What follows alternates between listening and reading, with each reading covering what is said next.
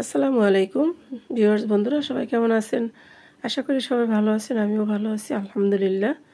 তো আজকে নতুন আবার ভিডিও নিয়ে চলে আসলাম। আজকের ভিডিওতে দেখাবো 3 থেকে 4 বছর বাচ্চাদের ফতুয়া কাটিং করে। আজকে শুধু কাটিং করেই দেখাবো, সেলাই দেখাবো না। তো ফতুয়া সেলাই করার ভিডিও যদি আপনারা কেউ দেখতে চান তাহলে অবশ্যই কমেন্টস করে জানাবেন। সেলাইয়ের ভিডিওটা আমি পরবর্তীতে আপলোড করে দিব। তো বন্ধুরা, প্রথমে কাপড়ের ভাঁজ খুলে নিব, তারপরে মাপ অনুযায়ী আবার ভাঁজ দিব। তো দেখুন, সম্পূর্ণ ভাঁজ খুলে নিলাম। এরপরে আমি লম্বার মাপ অনুযায়ী এভাবে মাপ দিয়ে নিব। তো লম্বা আমি 12 ইঞ্চি রাখবো, সেলাই সহকারে আমি 13 ইঞ্চিতে এভাবে মাপ দিয়ে নিলাম। তো কাপড়টি সম্পূর্ণ কেটে আলাদা করে নিব। তো দেখুন, কাপড়টি কেটে আলাদা করে নিলাম। এখন 4 ভাঁজে ভাঁজ দিয়ে নিলাম। এই সামনে যে বাড়তি কাপড় আছে এই কাপড়টুকু আমি পরবর্তীতে কেটে নিব। তো এখন কাঁধের মাপ এবং আর্মহোলের মাপ নিব।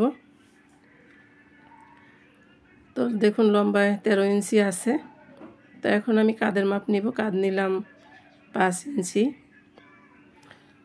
তো এখান থেকে আবার আমি আর্মহোলের মাপ নিব। আর্মহোল নিলাম আমি 5.5 ইঞ্চি।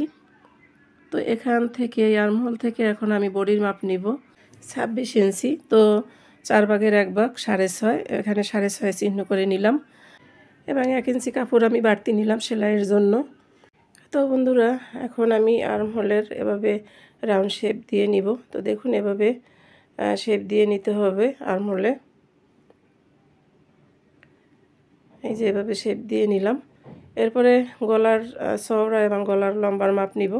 তো গলার চওড়া দিলাম 2 ইঞ্চি এবং লম্বা নিলাম 3 ইঞ্চি। সামনের দিকে একটু কাটা থাকবে লম্বা, এই জন্য ছোটো দিয়ে দিলাম।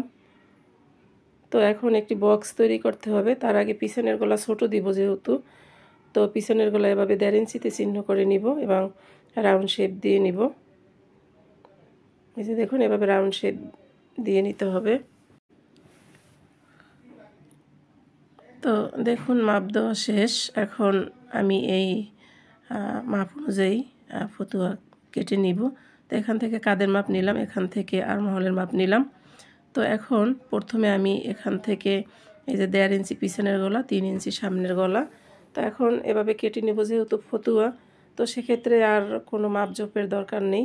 তো আমি পিছন গলা প্রথমে কেটে নিলাম।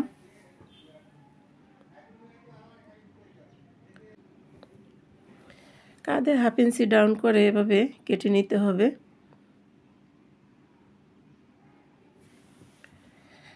তো দেখুন বন্ধুরা, মাপ অনুযায়ী এভাবে কেটে নিলাম। এরপরে ভাঁজ খুলে পিছনের পার্ট বের করে আমি সামনের গলা কেটে নিব। তো দেখুন, আবার ঠিকমতো ভাঁজ করে আমি সামনের মাপ অনুযায়ী গলা কেটে নিলাম। তো বন্ধুরা, এখন একটি টুকরা কাপড় দিয়ে আবার গলার মাপ অনুযায়ী আমরা এভাবে গলার পাইপিং কেটে নিব। পাইপিং বা পট্টি যাই হোক, এটা কেটে নিব। এই যে সামনের গলার মাপ অনুযায়ী এভাবে কেটে নিলাম। তারপরে সামনে আমি 1 থেকে 1.5 ইঞ্চি এভাবে কেটে দিব। পরে পাইপিংয়ের চওড়া নিজের পছন্দ অনুযায়ী আপনি যতটুকু চওড়া রাখতে চান অতটুকু চওড়া রেখে কেটে নিতে হবে। তো সামনের পাটের এই যে পাইপিং এভাবে কেটে নিলে সেলাই করতে খুব সুবিধা হয় এবং দেখতেও সুন্দর দেখা যায়, ঝামেলা হয় না। তো এখন পিছনের পাটের পাইপিংও আমি এভাবে কেটে নিব। তো বন্ধুরা, আমার এই ভিডিওটি আপনাদের কেমন লাগলো অবশ্যই কমেন্টস করে জানাবেন। আপনাদের যদি ভালো লেগে থাকে তাও জানাবেন, আর যদি ভালো না লাগে তাও জানাবেন এবং লাইক কমেন্ট শেয়ার করবেন, সাবস্ক্রাইব করে আমার পাশে থাকবেন।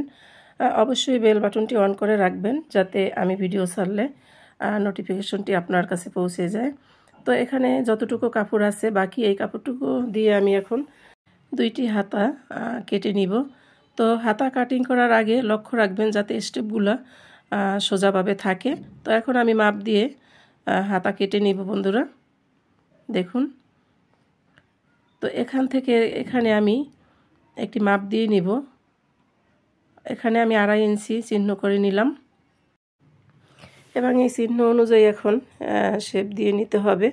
তো এখানে হাতার মুহুরি অনুযায়ী এভাবে দাগ দিয়ে আমি এখন কেটে নিব। তা হাতার মুহুরি যদি আপনার 10 থাকে তাহলে আপনি পাশে চিহ্ন করবেন এবং সেলাইয়ের জন্য 1 ইঞ্চি বাড়তি রেখে কেটে নিতে হবে। দেখুন এভাবে আমি কেটে নিলাম। তো বন্ধুরা, আমার ফতুয়া কাটিং করা শেষ। আশা করি আপনারা সবাই আমার এই ভিডিওটি দেখবেন। আবারও বলছি, আমার ভিডিওটি আপনাদের কেমন লাগলে অবশ্যই কমেন্ট করে জানাবেন এবং লাইক কমেন্ট শেয়ার করবেন, সাবস্ক্রাইব করে পাশে থাকবেন। তো দেখুন হাতা লাগাবার পরে ফতুয়াটি কেমন হবে দেখতে, সেটা আমি এভাবে আপনাদের হাতা রেখে দেখিয়ে দিলাম।